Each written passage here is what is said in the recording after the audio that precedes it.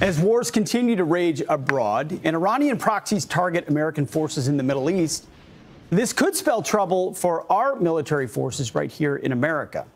As senior leaders warn that 2024 will see major structural changes for the Army, and recent reports say major cuts could even come for the branch's elite special forces. Which units could be headed for the chopping block? That's the question we asked this morning. Jim Hansen is the chief editor for the Middle East Forum and served in the U.S. Army Special Forces. He joins us now with his analysis.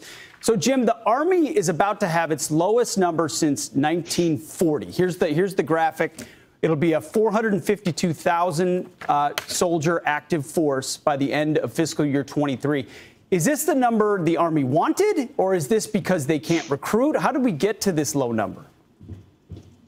We got there because they can't find people who are capable of serving and want to serve. You know, Pete, when you and I joined the military, we proudly raised our hands to support and defend the Constitution because we knew that America was the greatest and freest country in the history of the planet. The children growing up the past several generations have been taught that America is a racist, white supremacist, misogynist, transphobic place, nothing to be proud of. Why would you want to go ahead and potentially risk your life for something like that? They're used to being told the world owes you something. Show up, get your participation trophy, and the world will take care of you. That's just not how it is, and this is a result of that generation and the one following it not being ready to become part of our military service.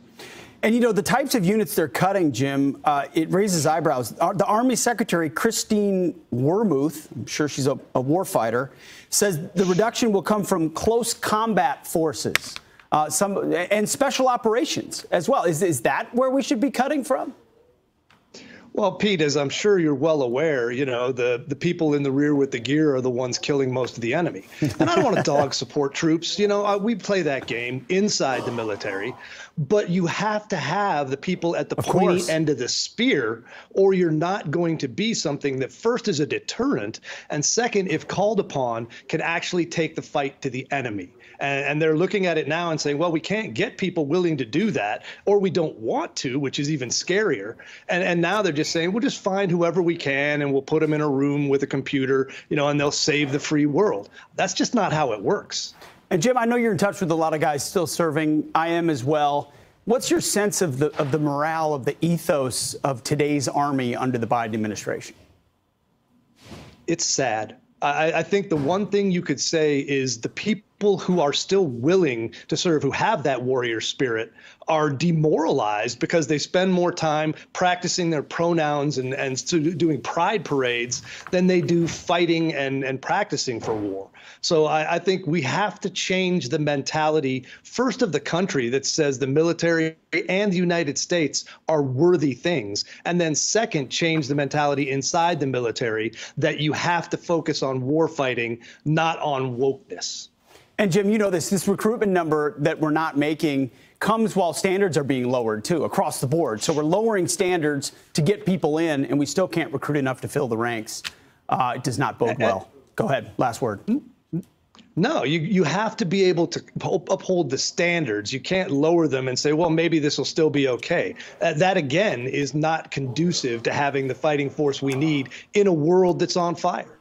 Back here in the U.S. tonight to the bomb threats targeting at least a dozen state capitals, emails claiming explosives were, quote, well hidden and that people would end up dead.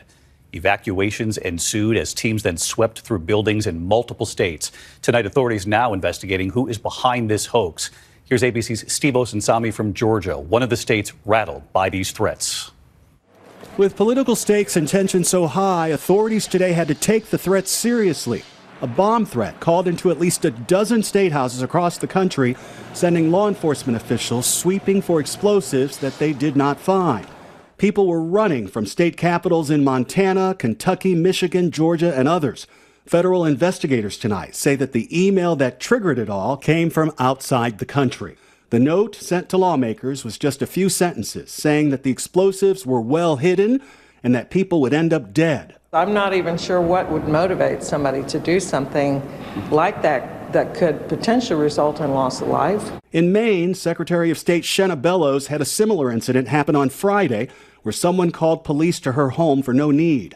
It was less than 48 hours after she decided that former President Donald Trump needed to be removed from the state's primary ballot. What happened today against the Capitol, or what happened at my house on Friday night, they're designed to make people afraid, to send a message.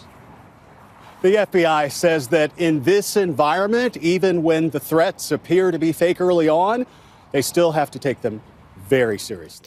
North Korea fired 200 artillery shells, sparking tensions in the Korean peninsula. Now, the launches near South Korean border islands prompted the evacuation of residents there. South Korea has ordered the military to be ready in the island of Baekhyun and Yeongpyeong. No damage has been reported so far. 2023년 11월 20. This was North Korea resuming artillery firing inside the buffer zone of the West Coast after unilaterally announcing the annulment of 9.19 military agreement back in November 2023. It is a provocation that threatens peace and heightens tension in the Korean peninsula. 책임은 전적으로 북한에게 있음을 엄중 경고하며 This comes as North Korea has vowed a strong response to the U.S.-South Korea military cooperation. South Korea and U.S. troops conducted joint combat firing drills near the border with North Korea involving heavy weapons. The drills took place over a week that ended on Thursday. Last week, in a key ruling party meeting, the North Korean leader vowed to expand the country's nuclear arsenal, launch 3 additional military spy satellites, and build up its military this year. Kim cited the recent joint U.S.-South Korean military drills as the reason to acquire overwhelming war readiness. The BRICS bloc of emerging economies just got bigger. 5 new members have joined the China-dominated grouping, among them Saudi Arabia, Iran and Ethiopia, but not Argentina, who pulled out at the last minute. We'll get into that and plenty more on this subject with my guest, Guntram Wolff, economist at the German Council on Foreign Relations. Thanks a lot for being with us. Is this a big moment for the existing and new members of BRICS? Well, look, I think for the BRICS, it's been always a concept to expand and to be some sort of a counterweight to the G7. And so, yes, having 3 countries joining is an important moment for the BRICS. Yeah, so let's have a look at the expansion itself then and how BRICS has developed since its inception back in 2009. Originally, it was just Brazil, Russia, India and China in what was just called BRIC. South Africa then joined a year later to add the S to the end. And as of January, the 1st of this year, 5 new members have joined: oil-rich Saudi Arabia, Iran and UAE, as well as Egypt and Ethiopia in Africa. And Argentina you can just see in dark grey here. That's because it initially was part of the plans to expand, but pulled out last minute. What does this expansion mean for the stated aims of BRICS and that counterbalance that it wants to provide to the West? So for them, it's really a good opportunity to really forge new alliances. And these new alliances are alliances that are primarily based on commercial interests, but, that also have this philosophical shared sense of, we just don't want to be just subscribed under a Western-led rules-based order. We want to have our own order. One of the big winners, though, does appear to be Iran, doesn't it? Which is now being welcomed into a fold at a time when the US is continuing to try to isolate that country. Yeah, look, I think Iran is clearly a very, very difficult and complicated state. It's supporting terrorism around the world.